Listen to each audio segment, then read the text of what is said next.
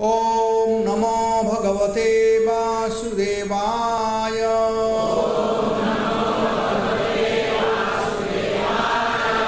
ओम नमो भगवते वासुदेवाय।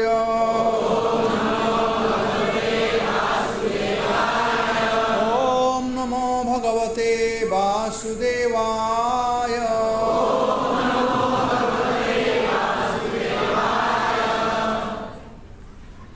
महता बहुमानेन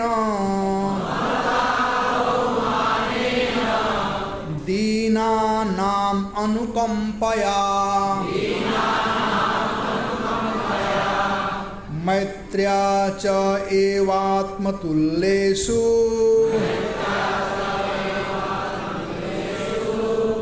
यमेन नियमेन च आध्यात्मिका अनुश्रवणा नाम संकीर्तना च मे आर्जवेनार्य संगेन निरअहं क्रियया तथा। अनुवाद। भक्त को चाहिए कि गुरु तथा आचार्यों को सर्वोच्च सम्मान प्रदान करते हुए भक्ति करे। उसे दीनों पर दयालु होना चाहिए और अपने समान व्यक्तियों से मित्रता करनी चाहिए, किंतु उसके सारे कार्यकलाप नियम पूर्वक तथा इंद्रिय संयम के साथ संपन्न होने चाहिए। श्लोक 18। भक्त को चाहिए कि आध्यात्मिक बात ही सुने और अपने समय का सदुपयोग भगवान के पवित्र नाम के जप में करें। उसका आचरण सरल हो, वह ईर्ष्यालु न हो, वह सबों के प्रति मैत्रीपूर्ण होते हुए भी ऐसे व्यक्तियों की संगति से बचे जो आध्यात्मिक दृष्टि से उन्नत नहीं है। 19। जब मनुष्य इन समस्त लक्षणों से पूर्णतया संपन्न होता है और इस तरह उसकी चेतना पूरी तरह शुद्ध हो लेती है, तो मेरे नाम या मेरे दिव्य गुण के श्रवण मात्र से तुरंत ही आकर्षित होता है। तात्पर्य। इस उपदेश के प्रारंभ में ही भगवान ने अपनी माता को बताया कि मद गुण श्रुति मात्रेण, मेरे नाम गुण रूप आदि के श्रवण मात्र से मनुष्य अनुरक्त हो जाता है। तो साउंड कम करो। विभिन्न शास्त्रों द्वारा अनुमोदित विभिन्न विधि विधानों का पालन करने से मनुष्य समस्त दिव्य गुणों से पूर्ण योग्य बन जाता है। भौतिक संगति के कारण हमने जो कुछ अनावश्यक गुण विकसित कर लिए हैं, उस कलमश से उपयुक्त प्रक्रिया का पालन करके हम छूट सकते हैं। पिछले श्लोक में वर्णित दिव्य गुणों को विकसित करने के लिए हमें इस कलमशग्रस्त गुणों से मुक्त होना चाहिए। ओम अज्ञानतिमिरान्धस्य ज्ञानाञ्जनशलाकया चक्षुरुन्मीलितं येन तस्मै श्रीगुरवे नमः। जय श्री कृष्ण चैतन्य प्रभु नित्यानंद, श्री अद्वैत गदाधर श्रीवासादि गौर भक्तवृंद। हरे कृष्णा कृष्णा कृष्णा हरे हरे, हरे राम राम राम हरे हरे। तो भगवान कपिल देव और श्लोक संख्या 15 से और श्लोक संख्या 19 के बीच में इन 5 श्लोकों से यह बतलाए हैं कि चित्त को भगवान में कैसे लगाया जा सकता है। चित्त का मतलब होता है मन, चित्त का मतलब होता है इंद्रियां। आपको श्लोक लिखना चाहिए था, आपने हमको 2 श्लोक दिया, लिखा नहीं। मेरा बीमारी है कि मैं श्लोकों से दूर नहीं जाना चाहता हूँ। श्लोक रहेगा ताकि भक्त समझ सकते हैं। तो चित्त का मतलब होता है मन, चित्त का मतलब होता है बुद्धि, चित्त का मतलब होता है दिल, चित्त का मतलब होता है इंद्रियां। तो सब कुछ को कैसे भगवान में लगाया जाए। यदि इन सब को भगवान में लगा देंगे तो हमारा बेड़ा पार हो जाएगा। माता देवहूति यही पूछी थी भगवान कपिल देव से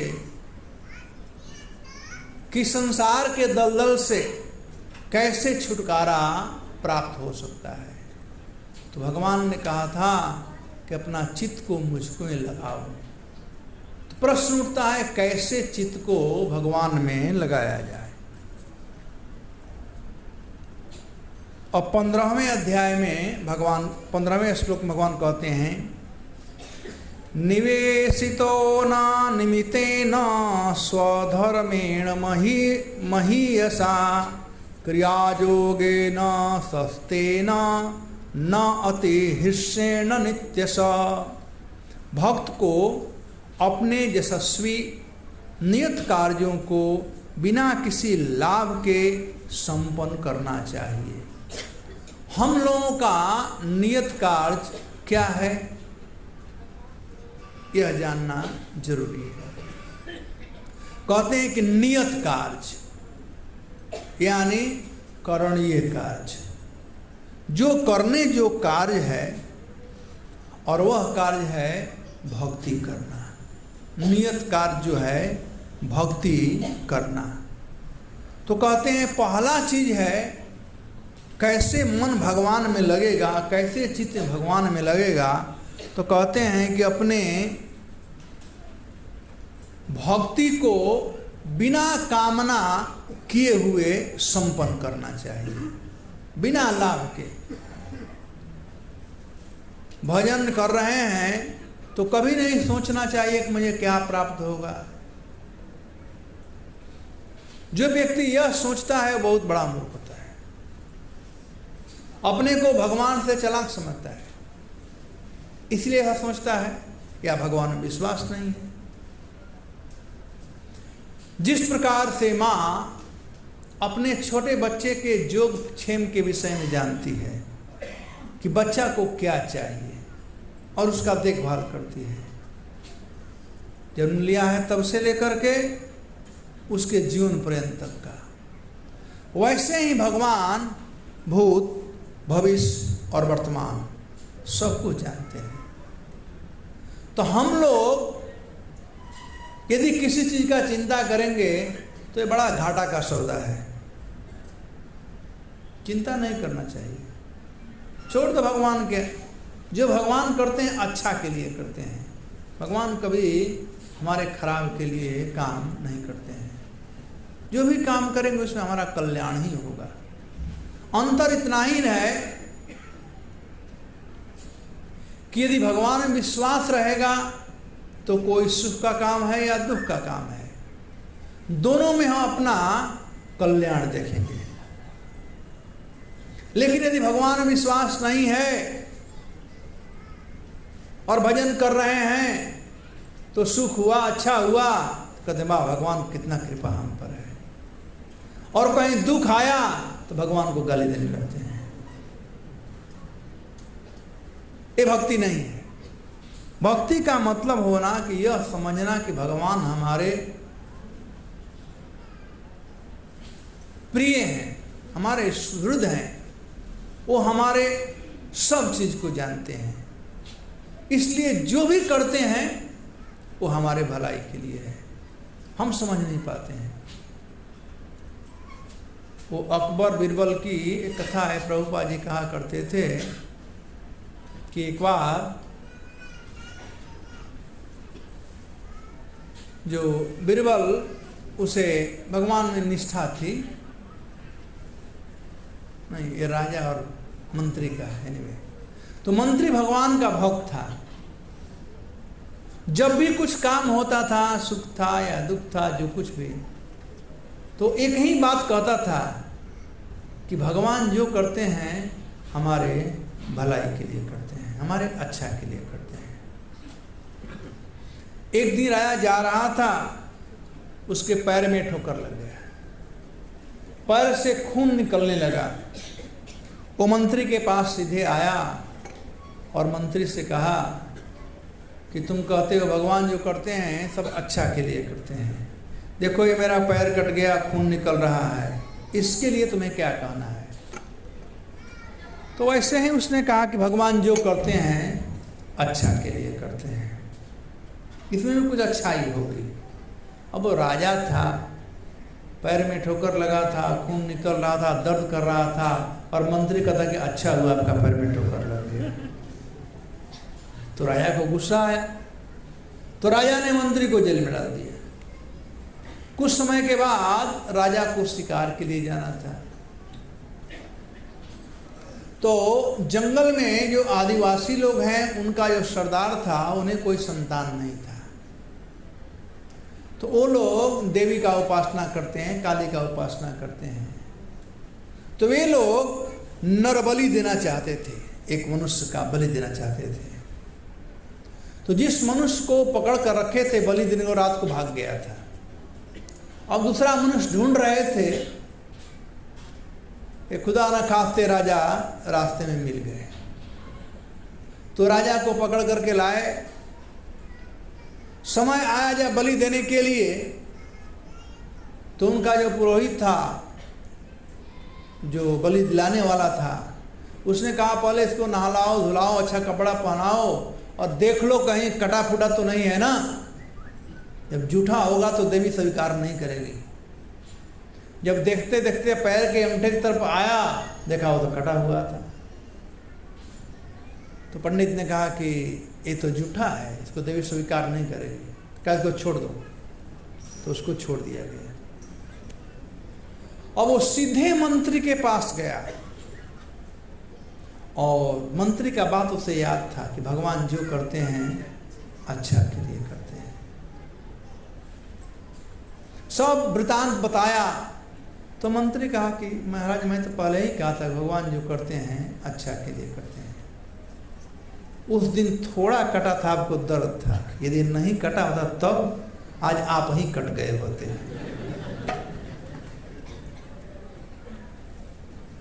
तो राजा ने कहा ठीक है भाई, अब मैं भी कन्विंस हो गया हूं, मैं भी हरे कृष्ण जप करूंगा, लेकिन मुझे एक शंका है, हमारे शंका का निवारण करो। कहा क्या शंका हो गया? कहा भाई देख तो भगवान का अच्छा भक्त है,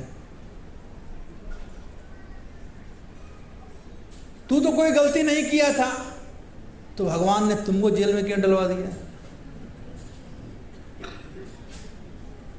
तो मंत्री ने कहा कि महाराज थोड़ा आप ही सोचिए, आप जब शिकार खेलने जाते तो आप अकेले तो नहीं जाते, आप मुझको लेकर जाते। अरे आपका तो पैर कटा था तो आप छूट जाते, लेकिन मैं गया था काम से।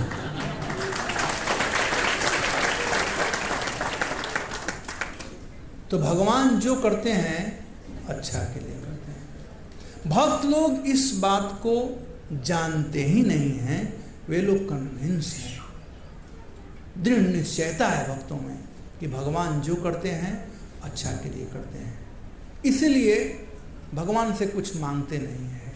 और बिना मांगे हुए किया हुआ जो भक्ति है वो शुद्ध भक्ति कहलाता है। रूप गोस्वामी कहते हैं अन्याभिलाषिता शून्य ज्ञान कर्माद अनावृत अनुकूलेन कृष्णा अनुशीलनम भक्ति उत्तमा। उत्तमा भक्ति वह है जिसमें ज्ञान कर्म अनावृत, कुछ भी आशा न हो।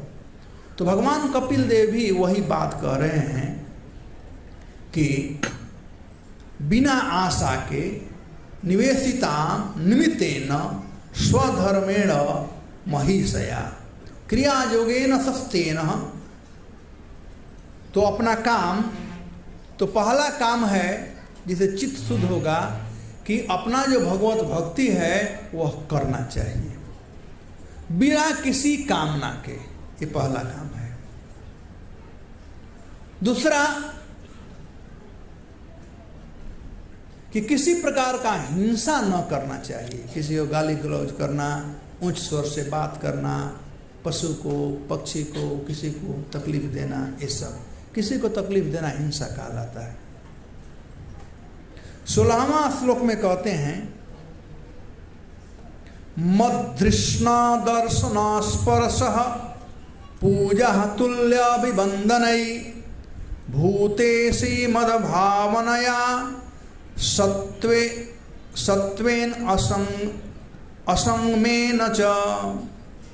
कहते मद्धृष्णया, मत मतलब मेरे, धृष्णा मतलब स्वरूप को या मूर्ति को, प्रतिमा को, दर्शनम दृष्टि को, अपने चित्त को शुद्ध करने का एक तरीका है कि प्रत्येक दिन भगवान का दर्शन करना चाहिए। भगवान का हम दर्शन करेंगे तो हम लोग पवित्र होंगे। शास्त्र में वर्णन किया गया है कि भगवान को देखने का हमारी इंद्रियों में शक्ति नहीं है। हम इस आंख से भगवान को नहीं देख सकते, पत्थर का मूर्ति देखेंगे, लेकिन भगवान में शक्ति है हमको देखने का। हम यदि भगवान के सामने जाएंगे, भगवान को कहा गया है अम्बुजेक्षण। अम्बु मतलब समुद्र, ज मतलब उत्पन्न हुआ, जो समुद्र से उत्पन्न हुआ है। इक्षण मतलब आंख।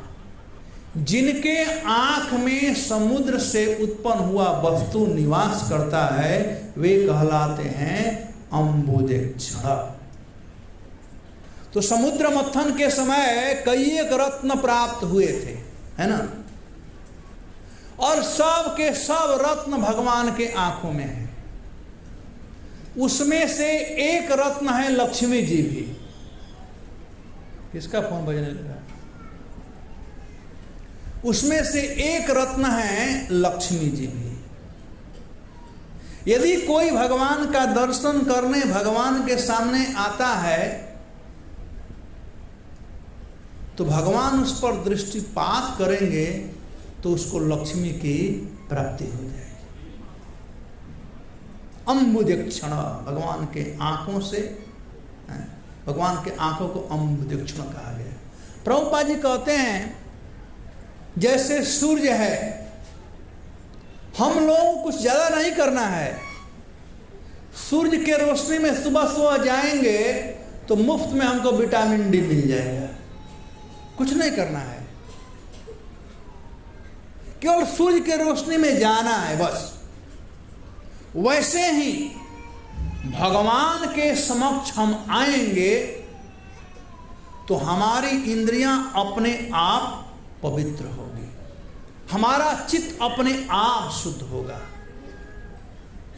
अपने आप शुद्ध होगा चित्त। और जब चित्त शुद्ध हो जाएगा तो अनायास ही यह चित्त भगवान में लग जाएगा। आज हमारा चित्त शुद्ध नहीं है। आज हमारा चित्त अनंत कामनाओं से भरा पड़ा हुआ है। तो भगवान का दर्शन करेंगे तो वे कामनाएं रिड्यूस होगी। जिस प्रकार से सूर्य का जो प्रकाश पड़ता है, प्रत्येक दिन अरबों टन मल मूत्र हम लोग त्यागते हैं। पूरे इंडिया में ही देख लो, पूरा विश्व छोड़ो, बॉम्बे में ही देख लो, इतना मल मूत्र लोग त्यागते हैं। वो तो गंदगी है, उसे गंध आता है, गंध नहीं दुर्गंध आता है। उसको शुद्ध कौन करता है? बताओ, हुकारी भरो। सूर्य यदि 1 साल सूर्य स्ट्राइक पर चले जाए तो बॉम्बे नरक हो जाएगा। बॉम्बे क्या, पूरा संसार नरक हो जाएगा। केवल मलमूत्र का गंध दिखाई पड़ेगा, सुनाई पड़ेगा। तो सूर्य जैसे गंदगी को भी शुद्ध कर देते हैं, लेकिन सूर्य पर उसका थोड़ा भी प्रभाव नहीं पड़ता है। गंदगी दूर करते हैं, इसका मतलब है वो गंदे हो गए, ऐसा बात नहीं है। ठीक वैसे ही भगवान के सामने हम मंगला आरती में, दर्शन आरती में भगवान के सामने हम जाएंगे। भगवान कितने दयालु हैं कि हमारे अशुद्धियों को भगवान ग्रहण कर लेते हैं, लेकिन वे अशुद्ध नहीं होते हैं, वो सब प्रकार से शुद्ध हैं। और उनके संग में हम भी शुद्ध हो सकते हैं। तो वही यहां पर भगवान कपिल देव कहते हैं, मद्धृष्णय दर्शन, मेरे श्री विग्रह का दर्शन। स्पर्श, घर में है तो प्रत्येक दिन भगवान को स्नान कराओ, भगवान को वस्त्र पहनाओ, भगवान को मसाज दो। स्पर्श, भगवान का स्पर्श करो। पूजा, भगवान का आरती करो, भगवान को अर्पण करो कुछ। स्तुति, भगवान का प्रार्थना करो, हे कृष्ण करुणा सिंधु दीन बंधु जगतपते गोपेश गोपिका कांत राधा कांत इत्यादि बहुत प्रार्थनाएं हैं। यदि हम लोगों को भगवान से संबंध हो जाएगा तो स्वयं प्रार्थना आएगा, और यदि संबंध नहीं है तो ऐसे शुद्ध भक्तों के द्वारा गाया हुआ जो प्रार्थना है हम गा सकते हैं। जैसे माता कुंती बड़ा सुंदर सुंदर प्रार्थना गाई हैं। माता कुंती के प्रार्थनाओं को हम याद कर सकते हैं।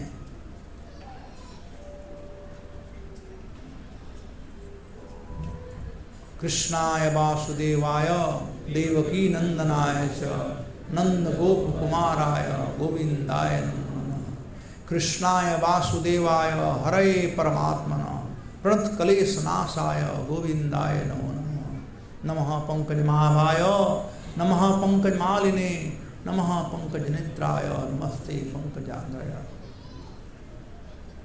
इस प्रकार से बहुत सी प्रार्थनाएं हैं। अरे और कोई प्रार्थना यदि नहीं आ रहा है, संस्कृत नहीं जानते हो, पढ़ना नहीं जानते हो, तो सिंपल प्रार्थना करो, हरे कृष्णा कृष्णा कृष्णा हरे हरे, हरे राम राम राम हरे हरे। इस महामंत्र में सब प्रार्थना आ जाता है, और कुछ एक्स्ट्रा करने की जरूरत नहीं। बस उसके बाद अभिवंदनई, भगवान को नमस्कार करना, अभिवंदनई वंदना करना, प्रणाम करना, ये भक्ति है। भगवान गीता में कहते हैं मन मना भव मद भक्तो मद्याजी माम नमस्कुरु, मुझे प्रणाम करो। तो भगवान को प्रणाम करने से चित्त भगवान में लगता है। भूतेषु मदभावनया, और समस्त प्राणियों में भगवत भावना रखनी चाहिए।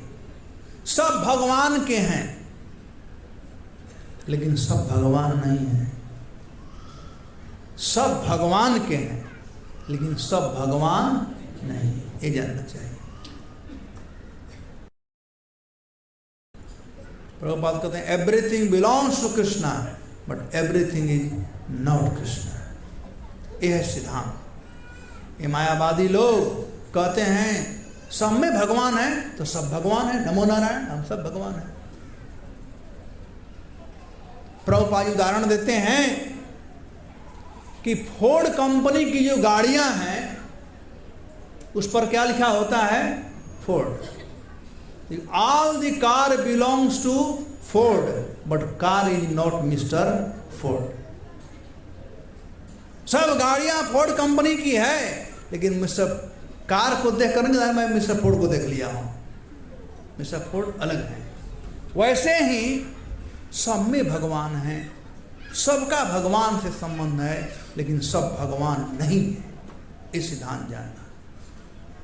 यही है मद भावनया, सब में मुझको देखना, सबका संबंध मुझसे देखना। संसार में कोई ऐसी वस्तु नहीं है जिसका संबंध भगवान से नहीं है। एक समय प्रभुपाद जी सैन डिएगो में थे, मॉर्निंग वॉक पर जा रहे थे, तो कुछ वृक्ष था, कुछ झाड़ियां थी, कुछ लता पता। तो प्रभुपाद जी भक्तों से पूछ रहे थे कि एक क्या है? तो भक्त बोला कि इस फूल का झाड़ी है। फिर प्रभुपाद जी पूछे क्या है? तो ये संतरा का पेड़ है। फिर ये क्या है? तो भक्त ने बोला Prabhupada this is useless creeper, ये झाड़ी है, यूजलेस है, यूजलेस क्रीपर। प्रभुपाद तुरंत घूमे और कहे यू आर यूजलेस, ये क्रीपर यूजलेस नहीं है, तुम यूजलेस है।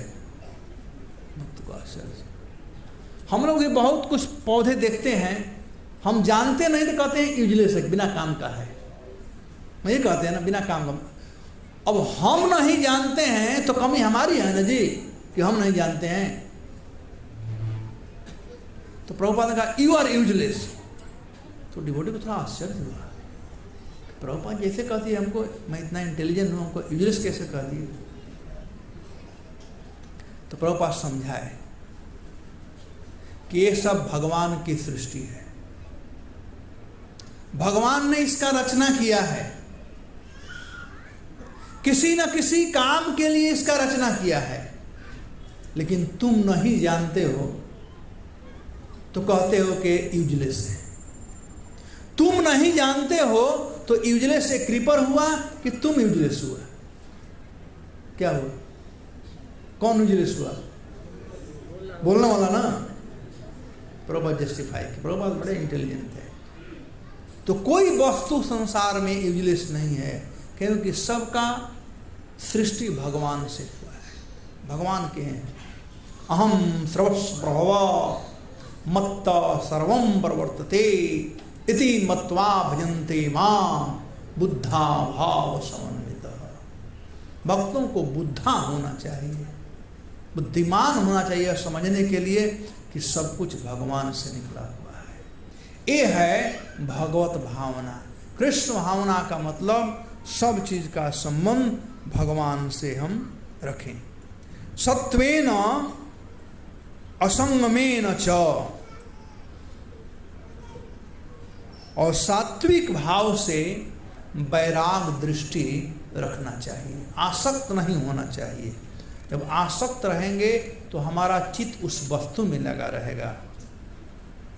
इसलिए अनासक्त भाव से सभी वस्तुओं को भगवान का देखते हुए भावना रखनी चाहिए। अब हमको जो श्लोक दिया गया है 17 और 18, अब वो श्लोक शुरू हो रहा है। 17वां श्लोक में भगवान कहते हैं महता बहुमानेन,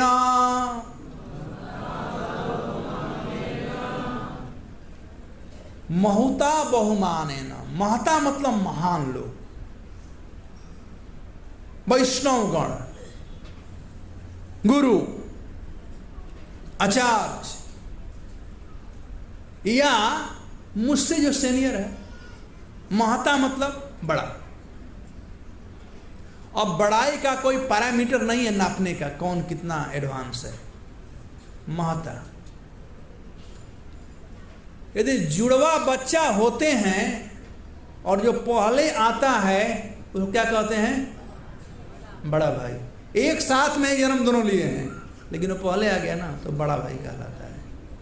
ठीक वैसे ही यदि कोई भक्त हमसे पहले भक्ति मार्ग को अपनाया है तो उसको हम लोग क्या कहते हैं?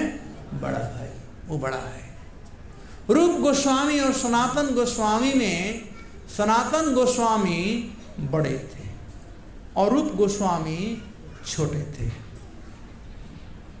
लेकिन रूप गोस्वामी पहले भगवान चैतन्य महाप्रभु का शरण ग्रहण किए, सनातन जी बाद में आए।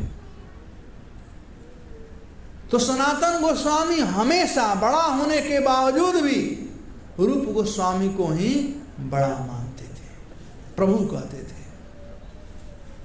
तो महता बहुमाने न, जो सीनियर लोग हैं, गुरु हैं, आचार्य हैं, सीनियर वैष्णव हैं, उन लोगों को अति सम्मान करना चाहिए।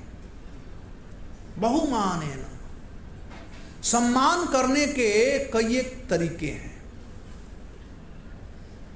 जैसे हम लोगों को बताया गया है वैष्णव सिद्धांत के अनुसार कि जब भी हम वैष्णव को देखें तो तुरंत प्रणाम करना चाहिए। वांछा कल्पतरुभ्यश्च कृपा सिंधु एव च पतितानां पावनेभ्यो वैष्णवेभ्यो नमः। हाँ, तो ये वैष्णव प्रणति।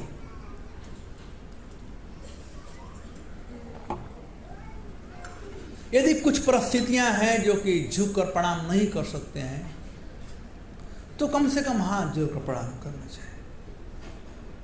और कुछ ऐसी परिस्थितियां कि हाथ से प्रणाम नहीं कर सकते हैं, वो दूर है, दिखाई नहीं पड़ता जैसे भी, तो मन में प्रणाम करना चाहिए। लेकिन हमेशा सम्मान करना चाहिए, कायिकी, मानसिक और वाचिक, ये तीनों प्रकार से सम्मान करना चाहिए। कायिकी मतलब शरीर से झुक करके प्रणाम करना। यदि प्रसादम हाल में प्रसाद खाने जा रहे हैं तो ऐसे नहीं करना चाहिए, ऐसे करना चाहिए। हम लोग ऐसे करते हैं, तुम पीछे रहो हम आगे जाएंगे, ऐसे नहीं। जो हमारा श्रेष्ठ है, जो सीनियर है, प्रभु जी आप चलिए, ये भी सम्मान हुआ। आसन देना, बहुत कुछ तरीका है सम्मान करने का। तो महताम बहुमाने न, जो सीनियर लोग हैं, श्रेष्ठ वैष्णव हैं, उन लोगों को सम्मान करना चाहिए। इससे क्या होता है कि जैसे उदाहरण के लिए हम लोग जब किसी को प्रणाम करते हैं तो अनायास ही, यदि कोई प्रणाम करता था हाथ उड़ जाता है, हरे कृष्ण। या कोई बुजुर्ग लोग हैं, हम प्रणाम पैर छूते हैं तो उनका हाथ अपने आप हमारे सिर पर आ जाता है आशीर्वाद देने के लिए। बनावटी नहीं कर, नेचुरल है। तो सम्मान मिलता है जब हम सम्मान देते हैं तब। पहले सम्मान देना सीखना चाहिए। अमानिना मान देना, मान का अपेक्षा न करके मान देना चाहिए। बहुता बहुमाने न, तो जो श्रेष्ठ वैष्णव लोग हैं उन लोगों को सम्मान देना चाहिए। जैसे कथा सुनना भी सम्मान देना है, घर पर आमंत्रित कर करके वैष्णव का सेवा करना भी सम्मान है। तो विभिन्न प्रकार से सम्मान करने के तरीके हैं। और सबसे बड़ा सम्मान है वैष्णव का आदेश पालन करना, गुरु आचार्य और वैष्णव का आदेश पालन करना। प्रभुपाद जी कहते हैं, if you love me then you follow me. Love का मतलब होता है फॉलो करना। तो महता बहुमानेन दीनानाम अनुकंपया। दीनानाम, दीन मतलब मोटा मोटा गरीब। संसार में जो कृष्ण भक्ति नहीं करता है वह दीन है। धनी वही है जो कृष्ण का भजन करता है, जो भगवान का नाम लेता हो, हरे कृष्णा कृष्णा कृष्णा हरे हरे, हरे राम राम राम हरे। जो भगवत स्मरण करता है, भगवान का नाम लेता है, वो श्रेष्ठ है, तो धनी व्यक्ति है। और जो भगवान का नाम नहीं लेता है कहते हैं दीन, बेचारा दीन है। भगवान का एक नाम है दीन बंधु, दीनों के भगवान बंधु, दीन बंधु, दीनानाथ। तो दीनानाम अनुकंपया, जो कृष्ण भावना भावित नहीं है उन पर अनुकंपा करना। अनुकंपा का अर्थ क्या होता है यह समझना बहुत जरूरी है। अनु और कंपा, कंपा मतलब फीलिंग, उसी से कांपना शब्द आता है, भ्रंश। व्यक्ति कब कांपता है? जब उसे फीलिंग होता है, जाड़ा लगता है ना तो कांपने लगता है, जब जाड़ा का फीलिंग होता है तब कांपता है। जाड़ा नहीं फीलिंग हुआ। तो अनुकंपया का अर्थ होता है कि उस व्यक्ति में वो दया वही कर सकता है जिसमें अनुभूति हो, फीलिंग हो। और क्या फीलिंग है कि हाय हाय ये लोग व्यर्थ में अपना जीवन गंवा रहे हैं, यानी उनके दुख से हम दुखी हो जाएंगे तभी हम उनको सुखी बनाने का प्रयास करेंगे। जब तक से उन दिनों के दुख से हम दुखी नहीं होंगे तब तक से हम उसके लिए कुछ करने का प्रयास नहीं करेंगे। जैसे उदाहरण के लिए हम लोग रास्ते पर जा रहे हैं और कोई व्यक्ति एक्सीडेंट हो गया, तड़फड़ा रहा है, खून निकल रहा है, तड़फड़ा रहा है। बहुत से ऐसे लोग होंगे जो मोबाइल से फोटो लेंगे तड़फड़ाते हुए आदमी को। बहुत से ऐसे लोग होंगे जो वहां भीड़ ला करके देखेंगे। बहुत से ऐसे लोग होंगे जो चले जाएंगे। लेकिन कुछ ऐसे भी लोग होंगे जो उस व्यक्ति को दुख को समझेंगे कि मैं उसी परिस्थिति में हूं, मैं ही तड़फड़ा रहा हूं। जब उसमें तड़फड़ाहट आएगी तभी वह व्यक्ति उसको उठा करके और हॉस्पिटल ले जाएगा। पहले लोगों में ऐसी भावना थी, आज ये सब भावना खत्म होती जा रही है।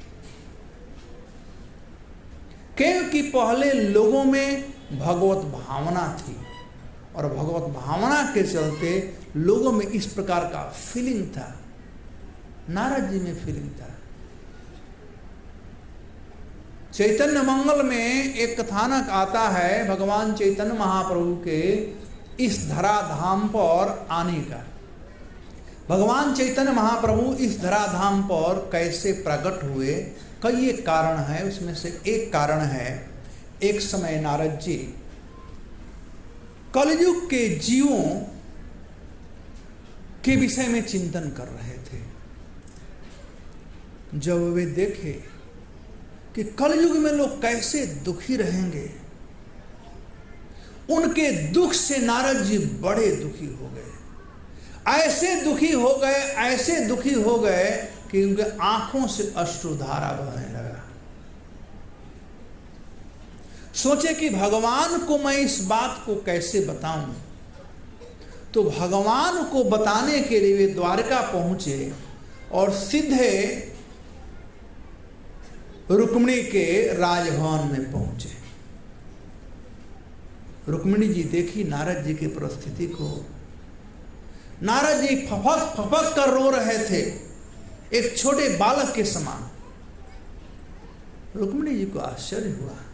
उन्होंने पूछा, नारद जी बताइए क्या बात है, आप क्यों रो रहे हैं? तो नारद जी कलयुग के जीवों के दुख को वर्णन करने लगे और वर्णन करते करते रोते जा रहे थे, वर्णन कर रहे थे। अनुकंपया का मैं वर्णन कर रहा हूं, तो रो रहे थे। ऐसे भी स्त्री और छोटे बच्चों में आदत होती है। एक छोटा बच्चा रोता है, दूसरा छोटा बच्चा वहां आ जाता तो वो भी रोने लगता है। वैसे ही स्त्रियां, माता जी लोग, बात सही है ना? एक स्त्री रोती है, 10 आगे सब रोना शुरू कर देंगे। हालांकि रुक्मिणी जी में ऐ बात नहीं था, और आज लक्ष्मी है। लेकिन रुक्मिणी जी सही में नारद जी के दिल को समझ गई।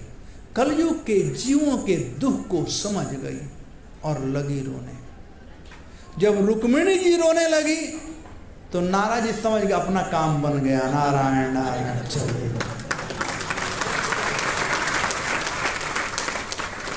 नारद जी समझ गए कि हमारा संदेश द्वारकाधीश के पास अब पहुंच जाएगा विदाउट फेल, कोई तकलीफ नहीं। अब रुक्मिणी जी रो रही, कोई मनाने वाला नहीं है। भगवान जब आए, ये रुक्मिणी जी का हालत देख करके बड़े व्यथित हो गए। ये रुक्मिणी जी क्या हुआ?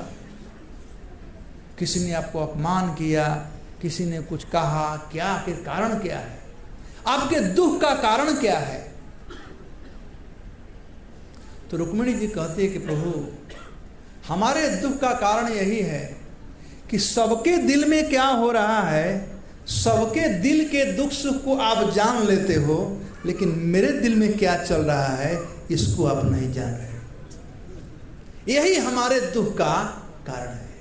तो भगवान समझ गए कि इनके दिल में क्या चल रहा है। इनके दिल में चल रहा है कलयुग के जीवों का उद्धार कैसे होगा।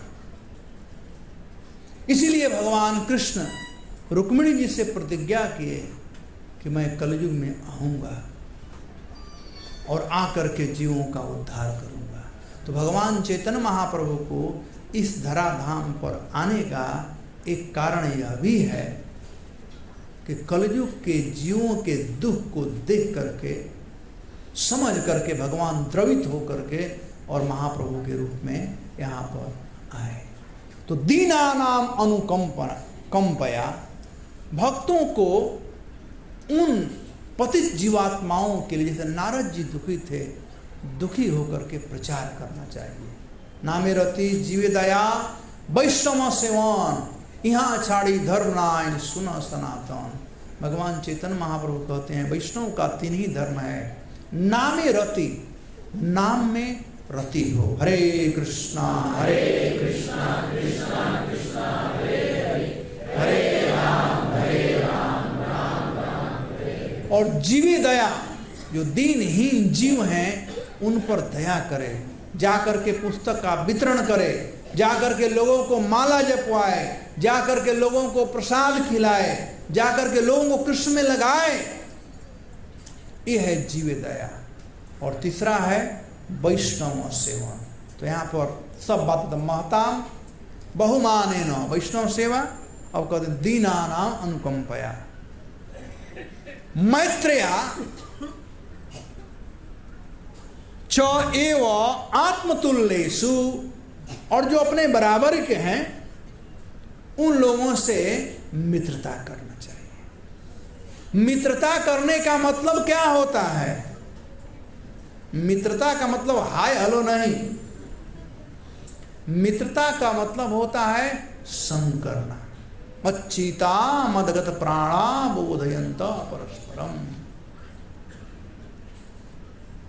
जब दोनों का चित्त भगवान में लगा हुआ है, दोनों भक्त हो गए हैं, जब भी मिले तो कृष्ण संबंधी वार्ता करें। तो मैत्रेया च एव आत्मतुल्येषु जमेन नियमेन च। अपना जीवन कैसे यापन करना चाहिए? कहते हैं जमेन नियमेन।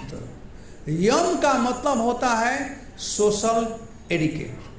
समाज में कुछ नियम कानून है और समाज के नियम कानून को तोड़ना नहीं चाहिए। ये नहीं कि तो मैं हरे कृष्णा डिवोटी हो गया तो समाज के नियम कानून जहन्नम में जाने दो, नहीं।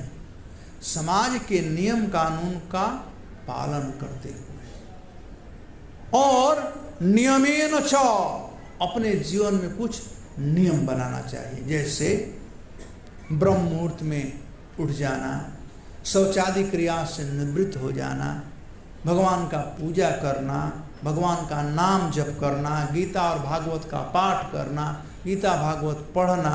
तो कुछ नियम होना चाहिए जीवन में, कुछ रूल रेगुलेशन होना चाहिए। इस प्रकार से चित्त भगवान में लगता है। 18वां श्लोक में कहते हैं आध्यात्मिक अनुश्रवणात्। आध्यात्मिक बात यानी कृष्ण से संबंधित बात को बार बार सुनना चाहिए। अनुश्रवणा, बार बार सुनना चाहिए। आध्यात्मिका अनुश्रवणा नाम संकीर्तनच्च में, मेरे नाम का कीर्तन करना। ये जो नाम है बहुत ही पावरफुल है। नाम जो है ये नम धातु से आया हुआ है। नम का मतलब होता है झुकना, जैसे नमस्ते, नमः। तो नाम का मतलब है नमयति इति नाम। नाम वह वस्तु है, नमयति मतलब झुका देता है, इति नाम। नाम वह है जो झुका दे। किसको झुकाता है? जिसका नाम लिया जाता है उसको झुकाता है, और जो नाम लेता है उसको भी झुकाता है। ये है नाम। यानी यदि हम भगवान का नाम लें, हरे कृष्णा कृष्णा कृष्णा हरे हरे, हरे राम राम राम हरे हरे, भगवान तुरंत अरे कौन हमारा नाम पुकार रहा है, झुकाता है भगवान को। कहीं व्यस्त होंगे भाग रह जाएंगे, द्रौपदी पुकारी आ गए, तुरंत झुका देता है। और जो नाम लेता है तो ये नाम का प्रभाव है कि चित्त शुद्ध होने लगता है, तो अपने आप वो हम्बुल हो जाता है। तृणादपि सुनीचेन तरोरिव सहिष्णुना अमानिना मानदेन कीर्तनीय सदा। सदा हरि कीर्तन करने वालों का यही पहचान है कि जो नम्र बन जाता है। कहते नाम संकीर्तना चजे, चमे, मेरे नाम का कीर्तन करना। तो जो व्यक्ति भगवत कथा दिन प्रतिदिन सुनता है, आध्यात्मिका अनुश्रवणा, अनुश्रवण मतलब बार बार श्रवण करना चाहिए। और नाम संकीर्तना चमे, और मेरे नाम का कीर्तन करना, जप करना, चाहे संकीर्तन हो रहा है तो नाचना गाना। कभी कभी देखा जाता है कि भक्त लोग भगवान के सामने आते हैं, कीर्तन होता है चुप रहते हैं, बोलते भी नहीं। और कभी कभी नाचने में ऐसे उमंग हो जाते हैं कि नाम नहीं गाते हैं, केवल बॉडी एक्सरसाइज करते हैं, खूब दिखाते हैं, पता नहीं किसको दिखाते हैं, खूब नाचते हैं पागल के समान। ठीक है नाचना, लेकिन लक्ष्य है नाम करना। कभी कभी मैं भी देखा हूं कि भक्त लोग खूब करताल तोड़ देंगे, जोर से इतना बजाते हैं। करताल बजाना, मृदंग बजाना लक्ष्य नहीं है। लक्ष्य है नाम कहना और सुनना, सुनना और सुनाना। जब कीर्तन हो तो कीर्तन का मतलब होना चाहिए नाम हम कहें और सुने। जोर जोर से करताल मृदंग से हम बहरा हो जाएंगे, फिर नाम कैसे सुनेंगे। तो नाम कहना और सुनना।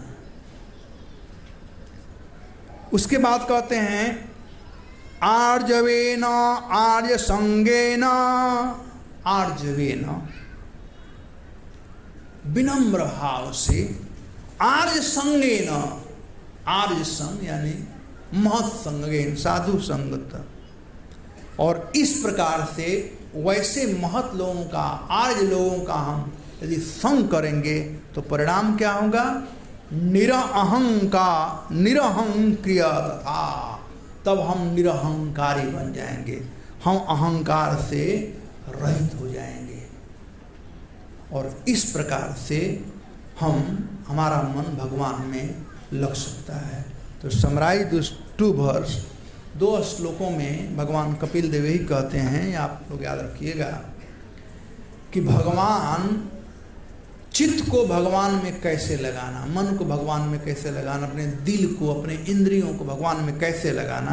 तो कई कारण भगवान बताए, कई उपाय बताए हैं, लेकिन ये 2 श्लोक में जो उपाय बताए कहते हैं महता बहुमानेन, सीनियर भक्तों का सम्मान करना, आचार्य गुरु इत्यादि का सम्मान करना, दीनानाम अनुकंपया, दीन दुखियों पर अनुकंपा करना, उनको कृष्ण भक्ति का ज्ञान देना, मैत्र्य च आत्मतुल्येषु, और जो बराबरी वाला है उससे दोस्ती रखना।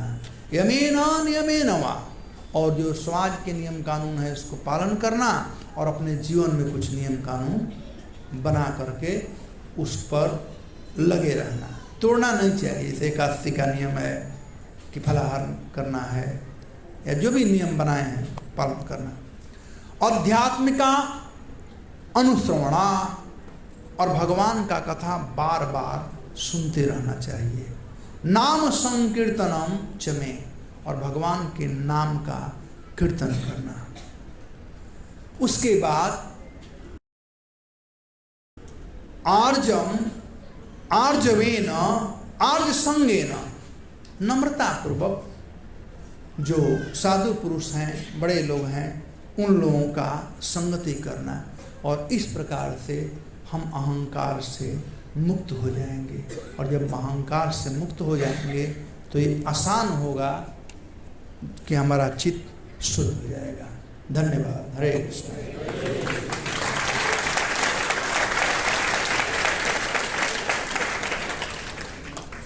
कोई प्रश्न है?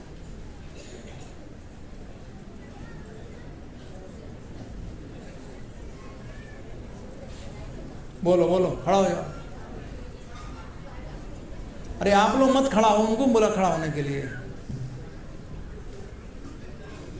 जोर से इधर माइक ले लो।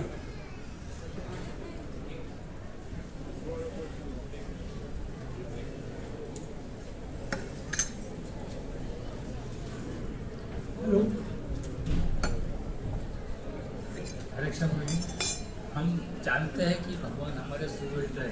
जैसे माता पिता बच्चे की, संतान की सेवा करते हैं, हम जानते हैं कि भगवान हमारे सुहृद है। जिस तरह माता पिता अपने बच्चे की सेवा करती है, हाँ? लेकिन हम बच्चे के समान हैं कि हम अगर हम किसी ने दुख दिया तो हम भगवान को दोष नहीं देते, लेकिन हम भगवान को दे उसका ऐसा करो ऐसा करो। हम भगवान तो हमारे गुलाम नहीं है, फिर हम भगवान से ऐसा क्यों मानते हैं? ये अज्ञानता है। अज्ञानता बस ऐसा हम कहते हैं। जब ज्ञान होगा तो नहीं कहेंगे। जैसे ध्रुव महाराज, वो अज्ञानता बस कह दिए थे कि मुझको तो अपने पितामह से बड़ा पुष्ट चाहिए। ये भगवान का दर्शन हुआ तो उन्हें ग्लानि उत्पन्न हो, हाय हाय मैं ऐसा क्यों कहा। ये जो राज्य है वो टूटे हुए कांच के समान है। वैसे हैं द्रौपदी, भगवान को पुकारी, जब भगवान आ गए तो उन्हें ग्लानि हुआ, हाय हाय अरे हाड़ा मांस के शरीर के लिए प्रभु को मैं दुख दिया। तो यह अज्ञानता के चलते। और कोई प्रश्न? yes.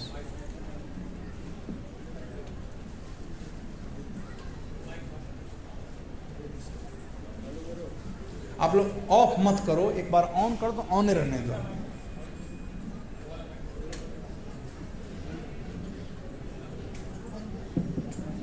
हरे कृष्ण, दंडवत प्रणाम प्रभु जी। प्रभु जी धन्यवाद बहुत सुंदर क्लास के लिए। प्रश्न प्रभु जी थोड़ा प्रश्न से अलग है। जैसे हम देखते हैं कि भगवान श्री कृष्ण अवतार लेने वाले थे तो समस्त देवी देवताओं को यह पता था, इंद्र इत्यादि को भी। तो भगवान ने जब गोवर्धन उठाया तो इंद्र ने उनके प्रति अपराध किया और बाद में इंद्र ने क्षमा भी मांगा, स्तुति भी की। लेकिन वही इंद्र जब भगवान स्वर्ग में गए सत्यभामा जी के साथ वो पारिजात का वृक्ष लाने के लिए, तो वही इंद्र पुनः क्यों भगवान के साथ युद्ध किया? तो इसे समझना चाहिए कि भगवान की माया कितनी बलवती है।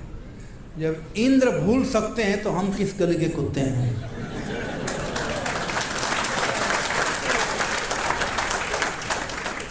मोहितम ना भी जानाति, इसलिए भक्त बनना चाहिए, इंद्र मत बनना कभी। भक्त बनोगे कभी नहीं भूल सकते हो, किसी परिस्थिति में नहीं भूल सकते हो, चाहे सुख हो चाहे दुख हो, कभी नहीं भूलोगे। सुदामा जी कभी भूले नहीं कृष्ण को, इंद्र भूल सकते हैं, सुदामा जी। और कोई प्रश्न? माता जी लोग भी पूछ सकते हैं। हाँ उधर माता जी को, उधर एक माइक माता जी को दे दो।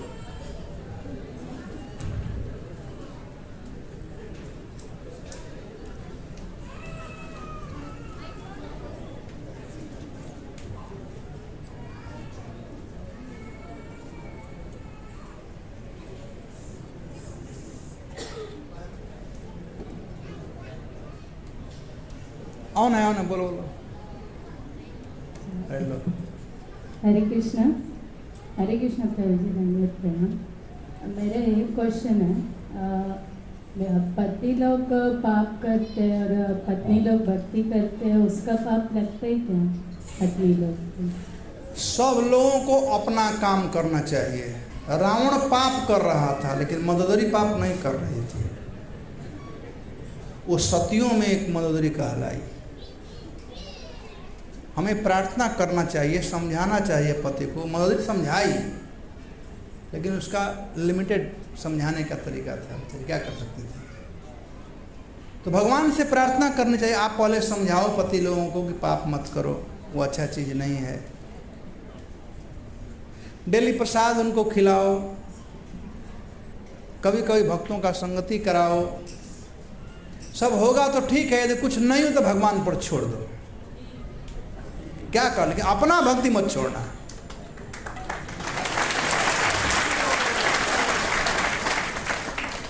अपना भक्ति मत छोड़ना। प्रभुपाद जी की एक बहन थी, वो जब विवाह हुआ तो बंगाल में तो बंगाली लोग मछली खाते हैं, तो अपने पति के लिए, और बड़ी अच्छी भक्त थी बचपन से ही, अपने पति के लिए मछली बनाती रही, अपनी नहीं खाई, पति के लिए बनाती रही। और जब बुढ़ापा आ गया तो पति रियलाइज़ किए कि मैं कितना गलती किया, कि जो इतनी सती पत्नी है, अपने नहीं खाती है लेकिन मेरे लिए वो बनाती है। और बाद में वो भी कृष्ण भावना भावित हो गए। तो समय लगता है, कभी कभी समय लगता है, कर्म अलग अलग होता है ना, तो कर्म उनका गहरा हुआ, क्या करेंगे, लेकिन प्रार्थना करो उनसे। और कोई प्रश्न किसी को? हरे कृष्ण। यस, हरे कृष्ण प्रभु जी। हाँ बोलिए। वो माता जी का एक उधर है, माइक दे दो उधर। मेरा प्रश्न है। हाँ बोलो बोलो, सुन रहा हूँ। दंडवत प्रणाम। मेरा प्रश्न ये है कि जो कृष्ण भक्ति करते हैं, श्रीमद् भागवतम पढ़ते हैं या ज़्यादा से ज़्यादा भक्ति करते हैं कृष्ण की, finally they get the Vaikuntha if possible. But जो भक्त है, राम भक्त है, वो राम को भक्ति करते हैं और रामचरितमानस अध्ययन करते हैं, तो उनका गति क्या होगा? पहला नंबर, जो कृष्ण का भजन करता है वो गोलोक धाम को प्राप्त करता है, वैकुंठ को नहीं। गोलोक धाम को, गोलोक धाम जो है वो कृष्ण का अपना धाम है। ब्रह्मा जी कहते हैं गोलोक धाम निज धाम नितले ततस्य देवी महेश हरिधाम सुतेषु तेषु ते ते प्रभाव निचया विहिता सजेना गोविंदमादि पुरुषम तमहम भजामि। तो गोविंद का और कृष्ण का जो धाम है गोलोक है। भगवान राम का भी अपना धाम है वैकुंठ लोक में, जो साकेत धाम कहलाता है। तो राम का भजन करने वाले साकेत में जाएंगे। अब भागवत से और रामचरितमानस से प्रभुपाद जी कहे हैं कि हम लोगों को वाल्मीकि रामायण पढ़ना चाहिए, वो ओरिजिनल है। रामचरितमानस उसी से आया हुआ है, जो कि लोगों को सामान्य रूप में समझने के लिए तुलसीदास ने उसको ये किया है। लेकिन ओरिजिनल जो शास्त्र है वह है वाल्मीकि रामायण। तो भागवत पढ़ें और वाल्मीकि रामायण पढ़ें, और कुछ पढ़ने का जरूरत नहीं। हाँ, हरे कृष्ण प्रभु। मेरा प्रश्न ये है प्रभु जी, आपने कहा कि जब हम भगवान का दर्शन करते हैं तो भगवान हमें धन भी देते हैं, लेकिन अधिकांश ये देखा गया है कि भक्त लोग ज़्यादा गरीब ही होते हैं, क्योंकि जिनके पास धन होता है उनके पास भक्ति का विचार नहीं है। इसके बारे में आपका क्या कहना है? तो भगवान मूर्ख थोड़े हैं, वो जानते हैं कि भगत को धन दे दूंगा तो गड़बड़ हो जाएगा, इसलिए देते नहीं। लेकिन आपने कहा कि जब हम दर्शन करते हैं तो भगवान धन भी देते हैं। हाँ, धन भी देते हैं, मैं सही बात कहा। अन्य किसी के पास जाने की जरूरत नहीं है। अकामो सर्वकामो वा मोक्ष काम उदारधि तीव्रेण भक्ति जोगे न जयत परमम पुरुष। कोई भी चीज चाहे चले जाओ कृष्ण के पास, अकाम हो, कोई कामना नहीं तो भी जाओ, सर्व काम हो वहां, सब कामना हो तो भी जाओ, धन्यवाद। जाओ भगवान के पास, ये इंपॉर्टेंट है। वो माता जी का प्रश्न है, माइक कहाँ चला गया, लेडी वाला माइक? अरे पकड़े रहो, पुरुष लोग बड़े चलाक है, ले लेते हैं माइक। दे दो एक माइक, दो भाई।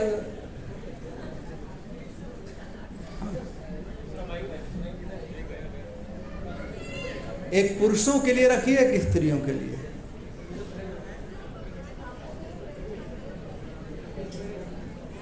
और प्रश्न पूछ करके उसको आगे बढ़ा दो, नहीं तो पकड़े मत रहो। हाँ, श्री चैतन्य चंद्र महावदान्याय है, तो हम जीव उनके शरण में कैसे जाना चाहिए? उनके द्वारा दिए गए आदेश का पालन कर करके। उनके शरण में जाने का मतलब है उनका आज्ञा पालन करना है, और उनका आज्ञा है जारे देखो तारे कहो कृष्ण। जिससे भी मिलो उससे कृष्ण के विषय में बताओ। इससे चैतन्य महाप्रभु खुश होंगे। और भगवान चैतन्य महाप्रभु कहते हैं, गृहे थाको बने थाको सदा हरि बोले डाको। चाहे मंदिर में रहते हो, चाहे सन्यासी हो, चाहे घर गृहस्थी वाले हो, कोई भी हो, सदा हरि बोले डाको, नित्य निरंतर नाम कीर्तन करो। हरे कृष्णा कृष्णा कृष्णा हरे हरे, हरे राम राम राम हरे। इस प्रकार से भगवान चैतन्य महाप्रभु का कृपा प्राप्त कर सकते हैं।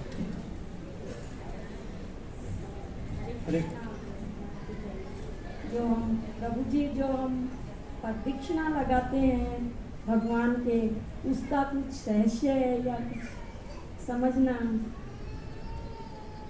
प्रदक्षिणा करने का मतलब हम भगवान को अपने जीवन का केंद्र बिंदु बना करके रखना चाहते हैं कि हे भगवान, हमारा जीवन आपके ही इर्द गिर्द घूमता रहे।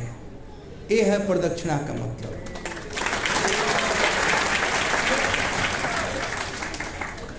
हरे कृष्ण प्रभु जी, ये कृष्ण भावना भावित। कौन पूछ रहा है? हाथ पहले उठा लो ताकि मैं देखता हूँ कहाँ क्या। कृष्ण भावना भावित कैसे हुआ जाए?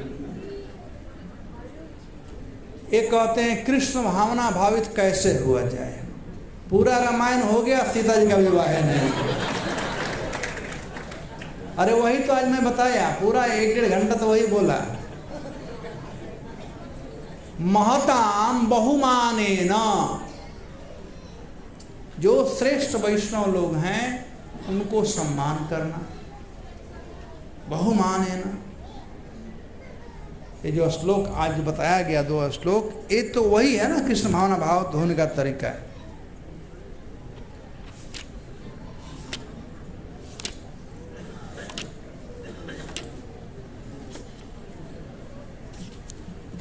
महताम बहुमानेन दीनानाम अनुकंपया। मैत्र, ये सब तो जो बताया ना वही तो कृष्ण भावना होने का तरीका है। आध्यात्मिक अनुश्रवणा, भगवान का कथा सुनना, भगवान का नाम जप करना, उच्च भक्तों का संगति करना, ये सब कृष्ण भावना भावित होने का तरीका है। ठीक है। हरे कृष्णा प्रभु जी, भगवान श्री राम के पिताजी राजा दशरथ थे। राजा का धर्म है प्रजा को मतलब सुख में करना, चाहे प्राणी हो चाहे आदमी हो। लेकिन राजा दशरथ तो शिकार करते थे, मतलब जानवर की हत्या करते थे। तो ऐसे राजा के घर श्री राम ने क्यों जन्म दिया भगवान?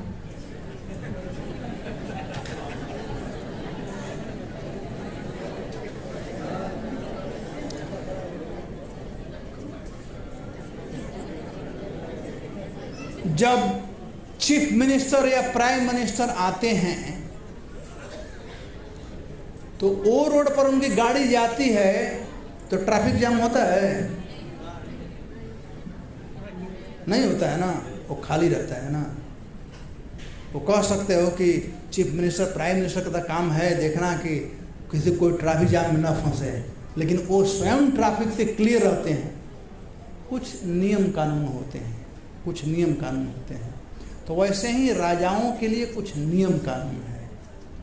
वो यदि राजा मारते भी हैं तो उन पर उसका पाप नहीं लगता है, कि जब से मारेंगे नहीं तब तक उसमें हिंसा वृत्ति नहीं आएगी।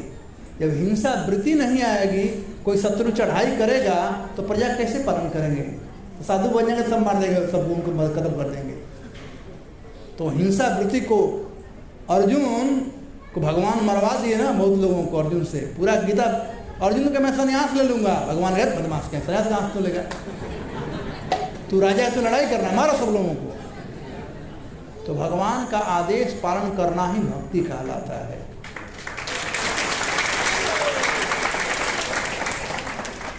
हरे कृष्णा प्रभु जी। अरे कौन बोल दिया भाई? भगवान को आरती क्यों करते हैं? क्योंकि भगवान ने कहा है कि मेरा आरती करो। तो क्यों करते हैं? अरे बहुत चीज है जिसका उत्तर क्यों में नहीं होता है, कैसे करते हैं ये पूछो। तकलीफ यही है कि आजकल बच्चे बोलते हैं व्हाई टू डू, ऊपर आता है, पढ़ देते हैं हाउ टू डू, नीचे आता है। क्यों करते हैं भगवान का आरती? भगवान आरती उसी का करते हैं जो सम्मानीय होता है, जो सम्मान का पात्र होता है, और भगवान सम्मान के पात्र हैं। तो भगवान को अपना सम्मान दिखाते हैं आरती कर करके। जैसे आपका भाई है? नहीं है। चलो कोई आपका पिताजी है ना, पिताजी विदेश से आएंगे तो आप क्या करोगे? गले लग जाओगे पिताजी को, आरती करोगी, पर चरण स्पर्श करोगी। ये सम्मान का सूचक है, सम्मान करना। भाई से क्या, रक्षाबंधन के दिन बहन आरती करती है भाई का, सम्मान। और कोई प्रश्न? हरे कृष्ण प्रभु जी, जैसे आपने कहा श्रील प्रभुपाद जी की जो बहन है, उनके पति ने जो अपराध किया था इसमें, हाँ, खाने का, तो हम तो अभी आए हैं ड्यूटी, हमने भी ऐसे अपराध किया, हमें कोई अलग से प्रायश्चित करना होगा इसके लिए? कोई प्रायश्चित नहीं करना है। भगवान चेतन महाप्रभु सबको क्षमा कर दिए हैं, बस इतना ही करो। हरे कृष्णा कृष्णा कृष्णा हरे हरे राम राम राम हरे। लेकिन अब फिर गलती मत करना, यही प्रायश्चित है। अब फिर गलती मत करना। भूख लग गई हरदास। और कोई प्रश्न किसी को है?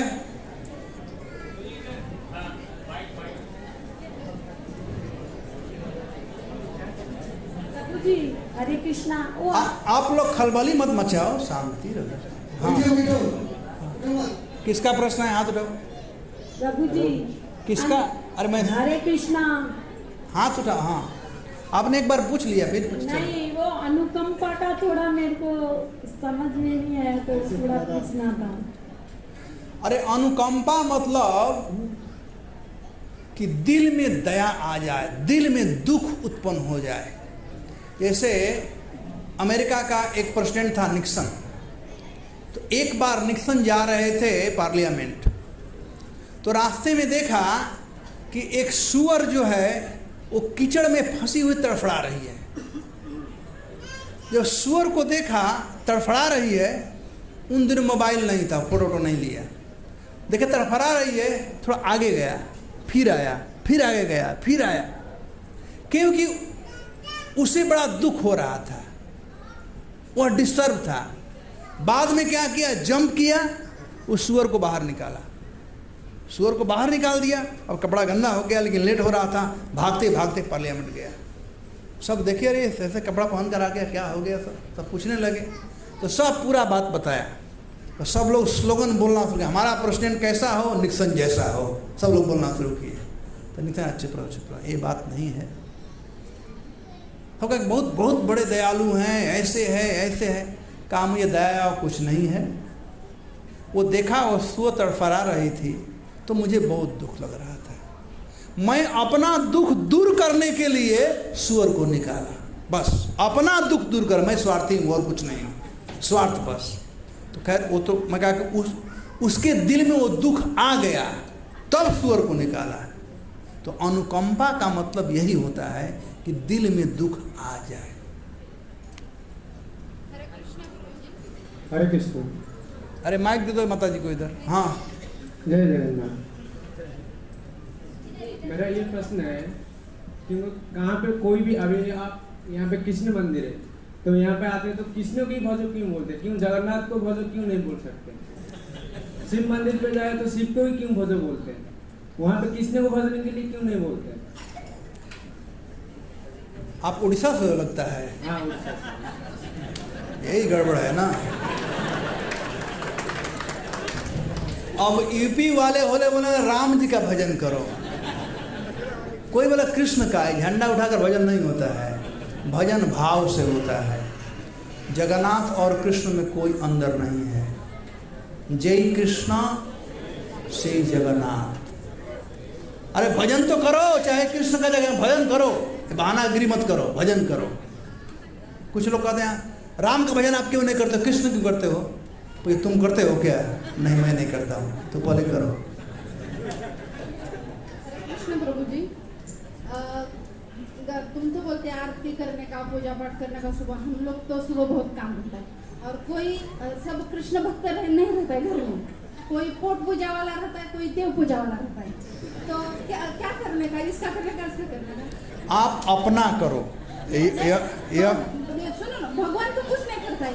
हाड़ मास का पुतला का नहीं खाना दिया तो वो 2 बात सुनाना पड़ता है ना।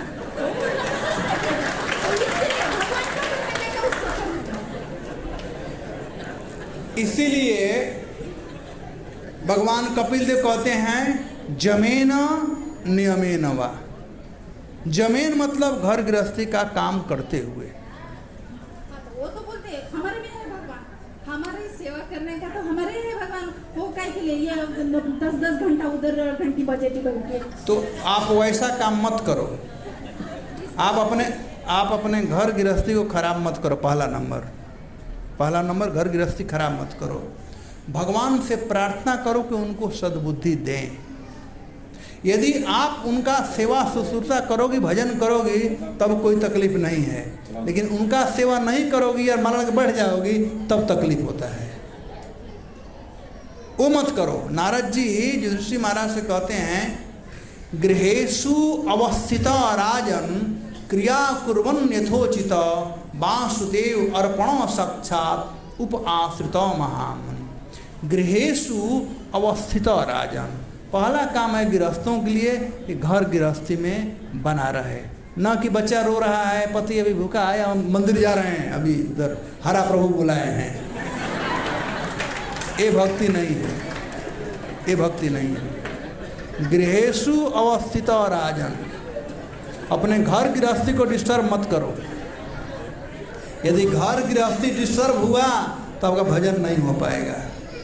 तो आपको इसमें एक्सपर्ट बनना है, कैसे हम अपने घर गृहस्थी को डिस्टर्ब न करते हुए भजन करें।